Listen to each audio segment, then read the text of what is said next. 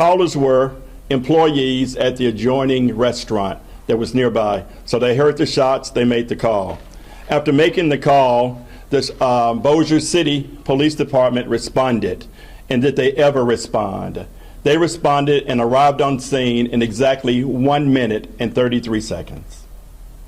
We are certain that that quick response time is what saved lives on yesterday. Can you imagine what it would have been like had that person been able to be there longer without law enforcement? So certainly the police department did a great job, and we're very proud of their response time. It was reported that the suspect went into the business, and while there, unfortunately, he took the lives of 2 people, and we'll identify them in just a moment. After arriving on the scene, the Bossier City Police Department officers took on fire and was struck several times. The officer was struck once in the chin, once in the shoulder, and both legs. After the impact rendered him unconscious. But was very fortunate that there was another officer on scene, and that officer was able to keep him protected.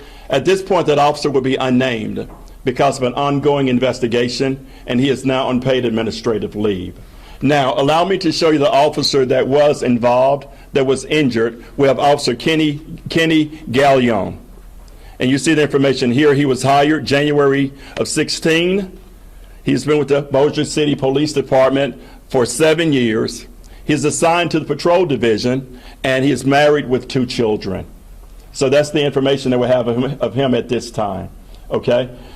We got more information on the suspect, who I'd really rather not talk about, but it's very necessary that we identify him. And if you would, we now see the suspect, and that is Cortrell Burks, if you would. And we find that he had a spree, if you would, some in Alabama and along the way, which more information will come out about. And so what we are most proud of, to give you a little more information, there was a bystander who was also shot and injured. And he had a major injury. I'm a paramedic also, and his injury was to his femoral artery, which is the biggest artery you have, and you can easily bleed out from there. But because of the fact we had another Bossier City Police Department member on the scene, Danny Bo Turner. He put a tourniquet on the injury, he stopped him from bleeding, and literally saved his life. So we're very proud of that also. And I want to mention that within minutes, not only was the police department there, but our fire department was there well within about 3 minutes, which is excellent, very excellent response time. And also allow me to tell you that our Fire Chief Brad Zagone, our police chief, Daniel Haugen, and our mayor was all on the scene in a very timely manner. So as unfortunate as this is, we see that the suspect, after the shooting, he then fled to a nearby hotel. Commend the manager that was on duty. After hearing the shots, she locked the door. And by locking the door, he was unable to make entry. And by not being able to make entry, he did no further harm. And he was then confronted by Bossier City Police Department, at which time they identified him as the person who was responsible, and at that time arrested him. So those are the basic facts that we want to share. We want to identify the officer. We have information on him. We want to identify the suspect. We have information on him. And we also want to give, once again, as our mayor said, on behalf of our mayor, on behalf of our city of Bossier, want to give our condolences as we identify the 2 fatalities. And they are, if you would, Joshua Ryan Kalk. He's a 47-year-old white male who was a customer. And we also had Jeriah Hamilton. He is a 36-year-old black male who was the clerk. So those are the people that were killed at that particular time. So that's an overview and an update. And at this point, we'd be more than glad to take any questions from you. But allow me to also recognize the other officers and representatives of the city of Bossier who have joined us here on this afternoon. Can you spell those names, please? Yes, I can. I'll give it to you if that's okay. Are there any other questions at all regarding this incident? No, you can't come back, I need a break. This ain't love, it felt like hate, I need space. Sat too long and now it's time to get away. Ooh, I dropped everyone for you, but you ain't choose me. Hey guys, welcome back to my YouTube channel. For those who are new here, hey, come join the game. There's a fly in here. I don't know where it came from. So if y'all see that bit, you just gonna see it. But for those who are new here, welcome back to my channel. Hey guys, welcome back to my channel. For those who are new here, subscribe, join the game. For those who are returning, welcome back, loves. This is a story time about how I lost my uncle. I was gonna do a different story time, but like I feel like this one just needs to come out because it was like people were commenting on my Instagram post asking me what happened, and I'm sorry, I'm rambling a little bit, but there's stuff to the story. Like, people from my city know what happened. I'm pretty sure they do. But people not from my city, they don't know what happened. They don't know about the story. Unless you're from Alabama too, then you know about the story. You know what happened, what went on, and everything else. So,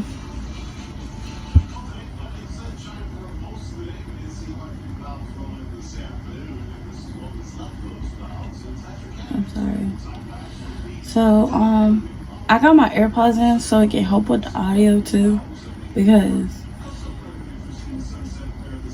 there's a lot to it. And I'm gonna probably put the news report in here. I don't know yet. Probably at the end so y'all can hear. My uncle wasn't the only one who got killed too. I can't remember the other victim's name. But I'm so sorry to his family too. It's been hard on both sides, you know. So,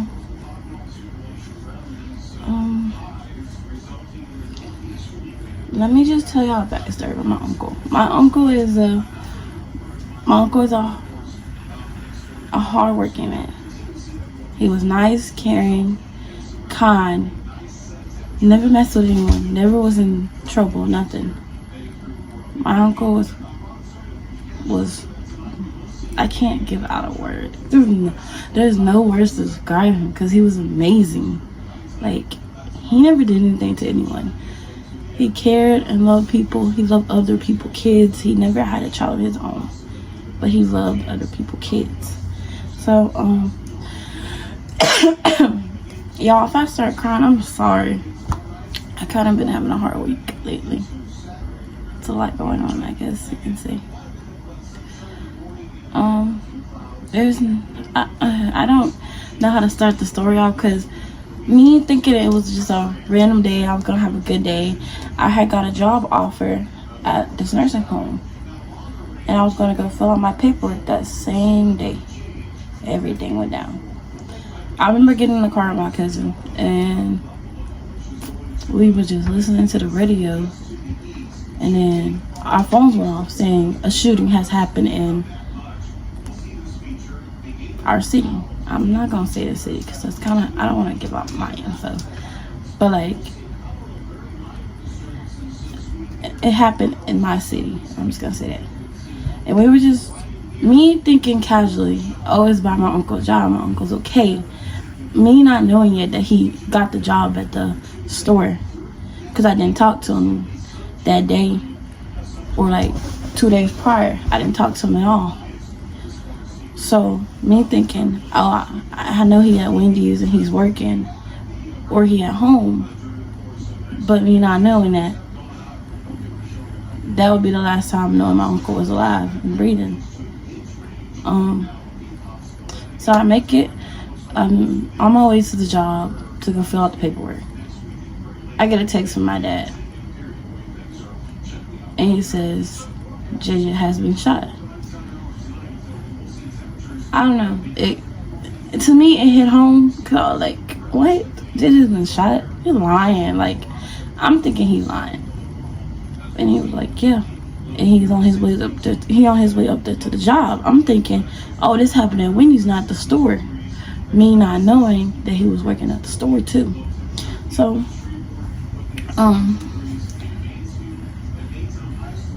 I get to the job. They said my dad left. I'm thinking, oh, he's gonna go to the hospital with my uncle. Everything gonna be okay. So I call my brother. I'm like, hey, you know, Uncle JJ got shot. Like, I'm just updating him because I don't know if my dad had called him. I'm calling him. I called my mom to let her know what was going on. My mom said my dad had already told her. So I was like, oh, okay, great. So I'm just on the phone with my brother. He hang up to call my dad. I get to signing some paperwork and I leave, waiting on my cousin to come back. And then, hold on, it was about, well, I don't remember what time it was. I know it was like 12 something, 12 in the afternoon. And my brother called me back.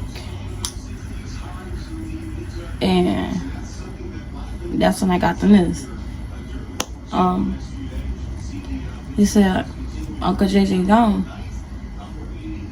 And I said, and I told him, I said, stop lying. Because I didn't believe him. My brother is the type of person to joke around so much.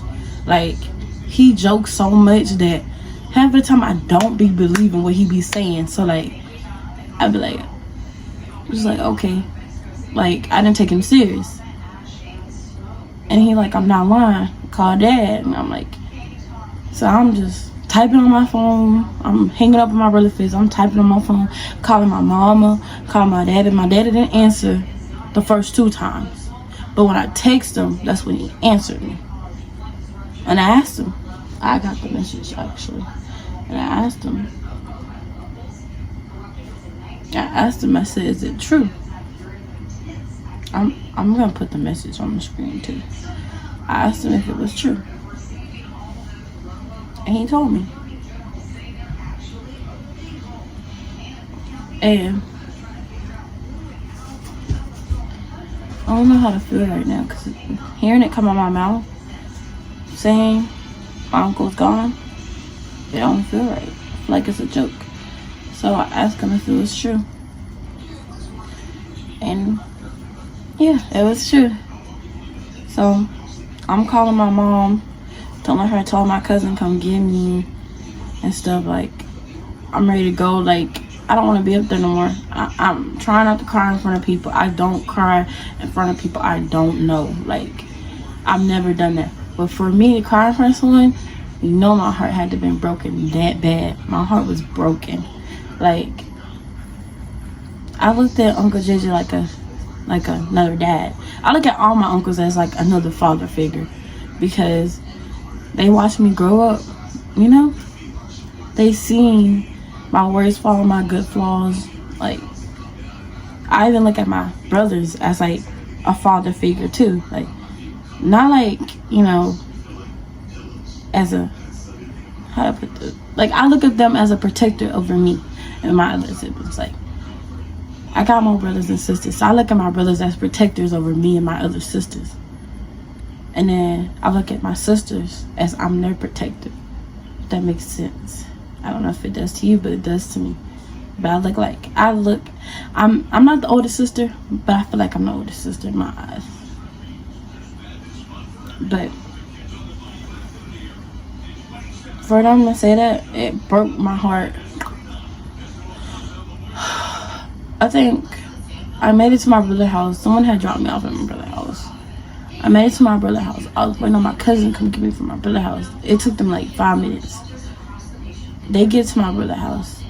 I tell them to take me up there with my daddy. Like, I want to know what's going on. Like, I feel like everybody lying to me. I feel like I'm just crying for no reason. I still wasn't believing it until I got to the store. And they told me. And I hugged my granny. And that's when it all hit me. I started crying. People around me were crying. I hugged my dad. I started crying. Like, it was just hitting too close to home then. I was like, no, this ain't true. God just took, like, I'm not even gonna say 2 or 3 days ago, maybe 4, our cousin passed away. So I was like, dang, we losing people in our family. And then this happened. And it just like hit home because I'm like, dang, not everybody gonna be around soon. And then, I don't know, that kind of hurt me a little bit that it should have. I don't know if it shouldn't have hurt me that much, but it hurt me a lot. And I'm not gonna fake it. It was hurting me.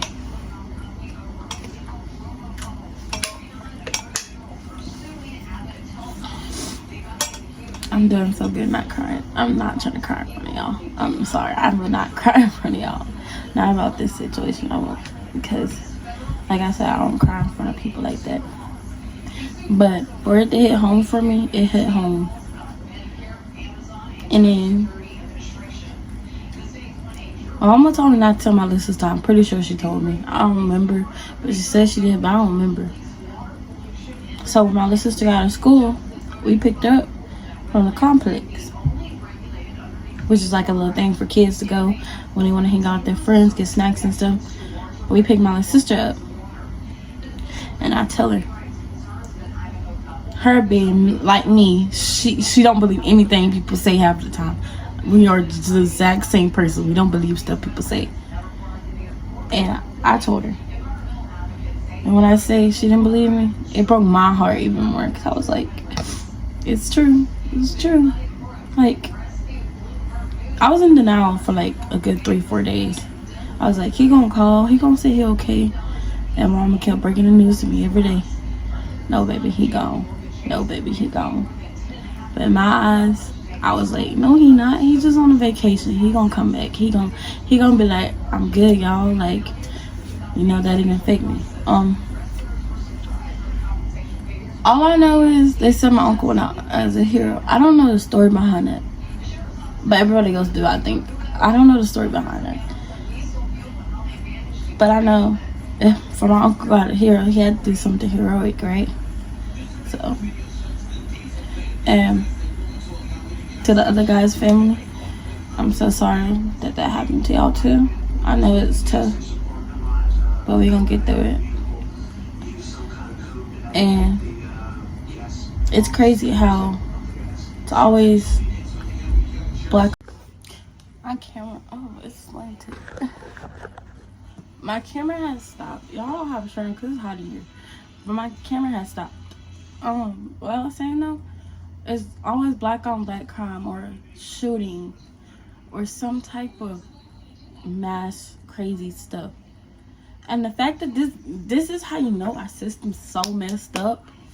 The fact that this guy came from Alabama, killed 2 people, and injured 1, and still was on the run. Like, why didn't y'all have an alert out for him? If y'all knew he killed 2 people, why didn't y'all have an alert out for him? This is not adding up to me. Like, I feel like America is so fucked up. Like, excuse my language, but America is fucked up. Like, y'all could have had a whole alert out for this man, like, on the news. This man wasn't even on the news yet, and y'all knew who the man was already before he even came here. But as soon as they identified him here, Alabama want to say something? Like, why y'all didn't say nothing when he was already on the run? That was messed up. That's what got me so hurt. Like, I felt like that wasn't fair. I'm not gonna lie, I was mad at the police officers too at one point. But like, I was like, it's not their fault. They responded to the call. A police officer got injured. So, all my respects, I'm sorry for ever being mad at them, because I knew it wasn't their fault. But it's, in my eyes, it's the government's fault. Like, not the government's fault, but like, Alabama itself, like, police district, like, y'all knew who the man was already. Why didn't y'all put an alert for him? Because y'all knew he was on the run, but y'all didn't put an alert out for him. If it was anybody else, y'all would have did it. Any other state would have did it. But Alabama, you didn't do it. It would have caused so much hurt for my family, from the other victim's family, for the police officer getting shot, from traumatic people, for the people that was inside the store that probably has nightmares because they seen this. You think it wasn't that many people in that store? It was a lot of people in that store. But you know what happened? Only 2 people got killed. and I think 2 people were injured. The police officer and a 17-year-old. I don't remember. I know it was multiple people injured. I know it was the police officer and someone else at the gas pump got injured. That's what I heard. But for Alabama not to give out no alert or nothing, like, that's a whole fugitive, basically, on the run. You could have put out an alert. I mean, it would have scared him into going into hiding, but it would have prevented this shooting, this robbery. It would have prevented it. And I thank God this man got caught the same day he did this. I thank God. But this could have been prevented. Like, really bad prevented it. Like, it could have been prevented. I get that God has reasons for stuff, but I feel like this could have been prevented. Like, don't call me crazy, but I feel like I kind of have to hurry now because my storage is overloaded. I have to put some stuff on the hard drive because it's overloaded. But when I left off at, I don't even remember where I left off at, but I still feel like some of this stuff could have been prevented. I don't have much else to say, but yeah, that's how my uncle passed away, or got killed, passed away, however you want to put it. I'm still adjusting to it. My family's still adjusting to it, but we're gonna get through it. God got us. But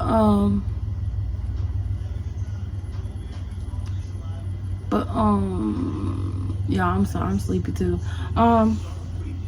This is the end of the video. Let me know if y'all want more story times, because I got a lot of stories. Like, I got some crazy stories too.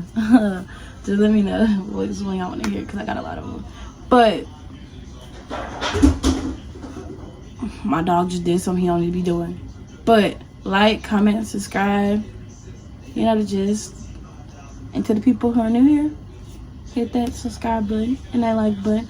And to the people that's been here, you know what it is over here, gang. Until the next video. Bye. Difficult, let more. I don't